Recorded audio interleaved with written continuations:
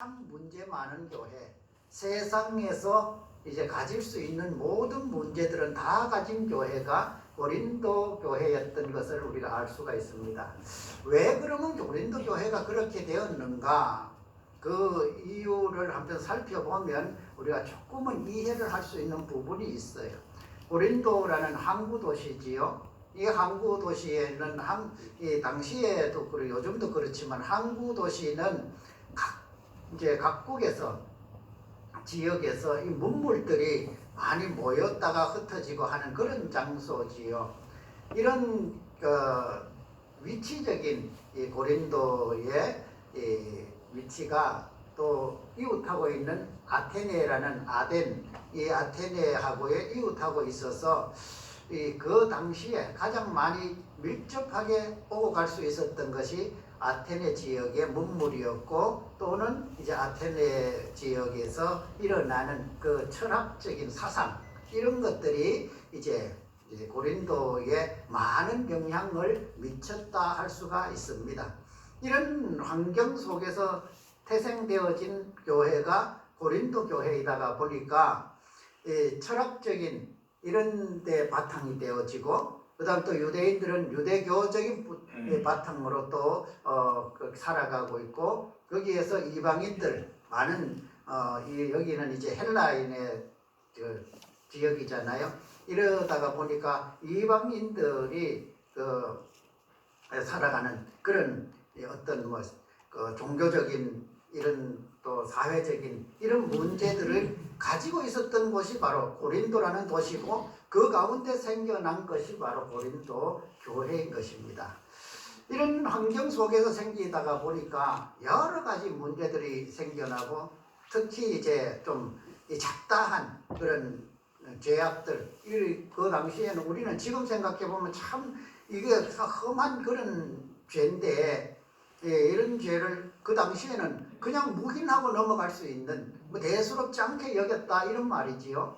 이런 죄를 가지고 또 그런 죄를 범하면서 살아가던 지역이 고린도고, 교회의 성도들도 그런 영향을 받게 되어 있더라. 이런 것을 우리가 고린도 교회라는 그 위치적 그리고 그 사회적인 이 분위기를 이해를 하면, 오늘 바울 사도가 왜 편지를 쓰면서 그리스도의 도라는 것으로 가장 먼저 말씀을 하면서 시작하는가, 그것이 좀 이해가 되어질 수 있을 것이라고 봅니다. 그리스도의 도, 이 도라는 것을 한문으로 쓰면 길도자잖아요. 가는 길이란 말이지요. 우리나라 과거 옛날에 이제 우리 성경이 번역되어 들어올 때 가장 먼저 번역된 것이 사실은 한글이 아니라 이 한문으로서 이렇게 번역이 되어서 우리나라에 들어오게 되었지요. 이런 과정 속에서 이 한문으로 번역이 되다가 보니까 그리스도의 도라는 것으로 이렇게 이제 번역이 되었고, 그렇게 표현이 되어 있는 것을 볼 수가 있습니다. 사실은 이 말은 바울 사도는 그리스도의 말씀이라는 말로 했습니다. 이 로고스라고 적혀 있지요. 이 헬라어의 헬라어 성경에 보면은 로고스라고 기록이 되어 있는 것을 볼 수가 있습니다. 이 로고스라는 말은 말씀이잖아요. 이 말씀으로 기록된 것을 왜 그러면 도라는 것으로 이렇게 번역을 하고 그렇게 표현을 했을까? 말씀과 이 여기 도라는 말은 길이라는 그런 의미가 있지만, 도라는 것을 우리 이제 사전에서 찾아보면 사전적 의미는 길, 그리고 또 다른 표현으로는 이치나 또 이런 것으로 이제 도라는 것을 표현을 하고 있습니다. 이치라는 말, 우리가 이 믿음의 그리스도의 도, 그리스도는 예수 그리스도의 십자가의 도잖아요. 이 십자가의 그 도가 바로 그 십자가의 이치를 의미하는 것이지요. 그 이치가 과연 뭐냐? 그럴 때 바울 사도가 말씀하는 이치는 바로 구원이고, 또 한 가지는 하나님의 능력이라고.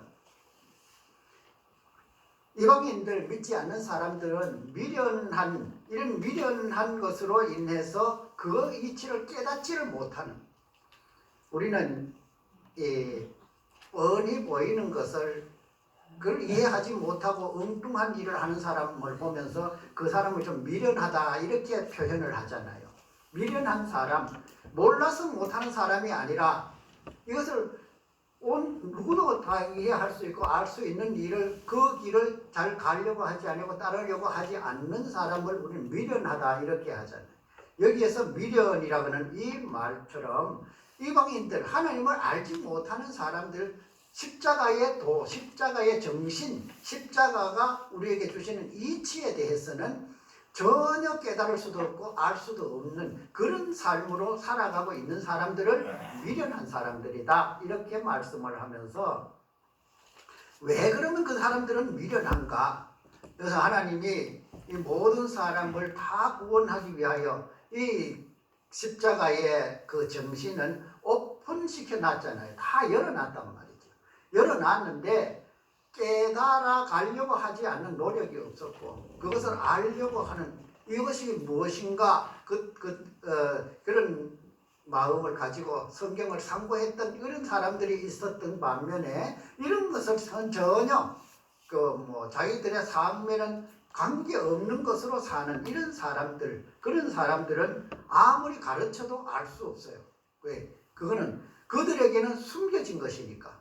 하나님은 다 열어놨는데, 열어놨으나 그들이 생각하는 것은 그것하고 거리가 멀기 때문에 알 수가, 깨달을 수가 없게 되는 것이지요. 이 십자가의 도, 그 십자가의 말씀, 십자가의 정신, 십자가의 이치가 바로 우리 같은 죄인들을 구원하여서 하나님의 백성 삼으시고 우리에게 영생을 주시는 것이잖아요. 이것이 바로 십자가의 그 정말 그 이치고 그 정신인데, 이런 것을 알뜰히 생각하지 않으려고 하는 사람, 이런 사람의 멸망하는 사람들이고, 그 사람들에게는 이 십자가의 도는 바로 미련한 것입니다. 과거에 이스라엘 백성들이 광야를 걸어올 때 한 번은 이 모세를 아주 대적한 적이 있잖아요. 하나님을 원망하고 모세를 막 불평하고 이러면서 좀 하나님이 주시는 이 만나, 하나님이 주신 것인데 그 만나를 계속해서 먹다가 보니까 이제는 질려버린 이 하찮은 음식이 되어버렸다. 이러는 그 백성들에게 하나님이 불뱀을 보내셨잖아요. 그래서 불뱀을 보내서 물게 했다. 사실 그 불뱀은 어느 날 갑자기 생겨서 하나님이 툭 던져가지고 온 그게 불뱀이 아니었죠. 광야에는 그런 불뱀은 어디에도 있었어요. 늘 있었어요.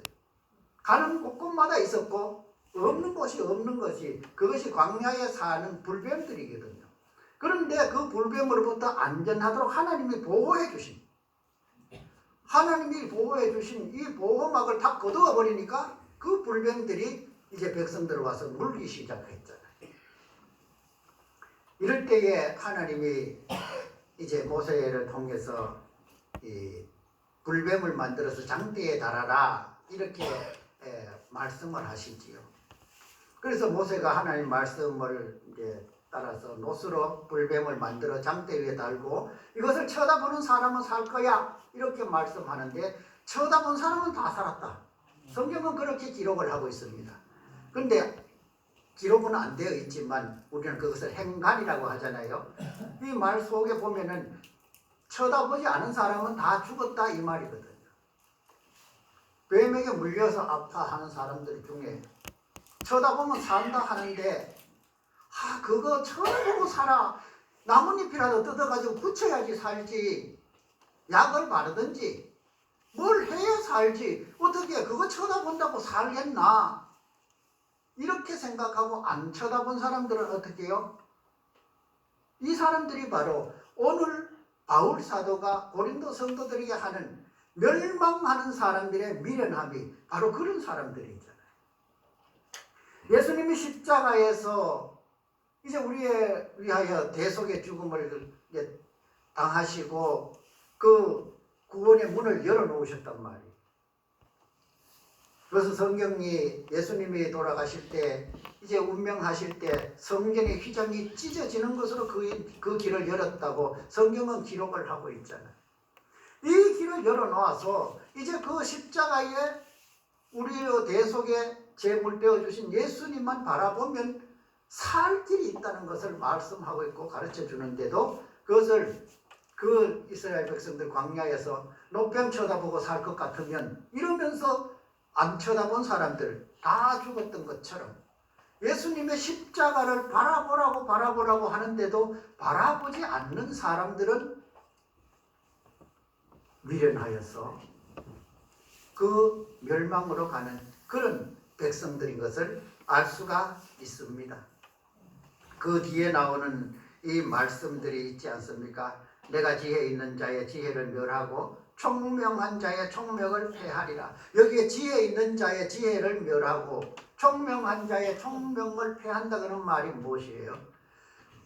예수 그리스도의 십자가의 도, 십자가의 그 이치, 십자가의 정신을 그것을 알려고 하는 지혜와 총명이 아니라 그거 쳐다보고 살 것 같으면 하면서 부정하는 이런 총명, 이런 지혜, 그런 지혜를 폐하고 그런 지혜를 이제 닫아버리는 이것이 하나님의 역사인 것을 볼 수가 있습니다. 이 십자가의 도가 믿는 우리에게는 뭐라고요? 하나님의 능력이라고 그랬잖아요. 하나님의 능력이라는 말을 이 헬라어로는 디나미스라고 그렇게 합니다. 이 디나미스라는 이 능력이라는 말은 바로 이 능력이라고 하기도 하지만 이 폭발력 이런 의미로 쓰여지기도 하고 이 디나미스라는 말에서 우리 지금 공사판에서 쓰고 있는 다이나마이트가 여기에서 생겨나온 말이에요. 하나님의 능력은 폭발력이 있어요. 우리는 그만큼 생각하지만 하나님은 그거 이상의 폭발력으로 그 역사를 이루어가고 계시는 거예요. 과거에 이 폭탄, 그러니까 폭탄이 아니고 화약이 발명되기 전에 우리 공사를 하면 바위를 만나면 이 정으로 두드려 깼잖아요. 그래가지고 거기다 쐐기를 받고 망치로 쳐서 그 돌을 깨뜨렸단 말이죠. 근데 요즘은 어떻습니까? 거기에 구멍 뚫어가지고 폭약 좀 적당하게 폭약을 넣어서 터뜨려 버리면 그 바위가 산산조각 나버리고 한 번에 깨어져 버리고. 이처럼 하나님의 역사는 우리가 조금씩 이루어가는 것, 이런 역사가 아니라 하나님은 한 번에 큰 바위를 터뜨려 버리듯이 이렇게 하는 것이 하나님의 능력이란 말이에요. 어떤 사람에게요? 구원을 얻었다고 믿는 자들에게. 이 하나님의 백성들, 오늘 우리가 하나님 앞에 모여서 예배드리는 우리에게 주시는 능력이라는 거죠. 하나님은 모든 사람에게 이런 능력을 주시기를 원하고 계시지만 오늘 18절에 나오는 것처럼 멸망하는 자들, 그 미련한 자들은 그들이 스스로 그 길에서 떠나고 있으니까 하나님은 그들을 버려두는 거예요. 그래서 우리는 구원 얻은 기쁨을 찬양할 수 있고 우리가 그렇게 살아가는 모습을 이 사람들은 또 우리를 보면서 미련하다 할 수 있습니다. 왜요? 이것이 우리가 바람이 세상에서 이루어지지 않기 때문에 그래요. 세상에 살아가는 이 삶에는 물론 하나님이 때에 따라서는 기도의 응답으로 우리 질병이 낫기도 하고 또 형편이 풀리기도 하고 하시지만 그것은 일상 이루어지는 일은 아니잖아요. 하나님의 역사하심이 우리가 세상 살아가는 모습은 세상 사람들하고 견주어 봤을 때 똑같아요. 어쩌면 저들이 더 잘 사는 것처럼 보일 수가 있어요. 이스라엘 백성들이 그랬으니까 자꾸만 그 우상을 기웃기웃하면서 우상을 섬겼지요. 하나님이 더 월등하게 정말 잘 베풀어 주시고 뭐 조금 필요하다 하면 아 그래 하면서 이 어린아이에게 사탕 꺼내주듯이 하나씩 하나씩 이렇게 내주면 그 사람들이 이방신을 섬겼겠어요? 이방신 뭐 이렇게 기웃기웃 할 일이 없었지요. 그런데 이방 나라 보니까 그 우상들을 섬기는데 잘 되는 것 같고 힘도 센 것 같고 뭔가 우리보다 다른 것 같고 자꾸 그런 걸 그러니까 자꾸 하나님을 떠나서 그것을 기웃거리게 되고 또 그것을 또 믿고 하다가 또 하나님으로부터 혼나고 이게 이스라엘 백성들의 역사였잖아요.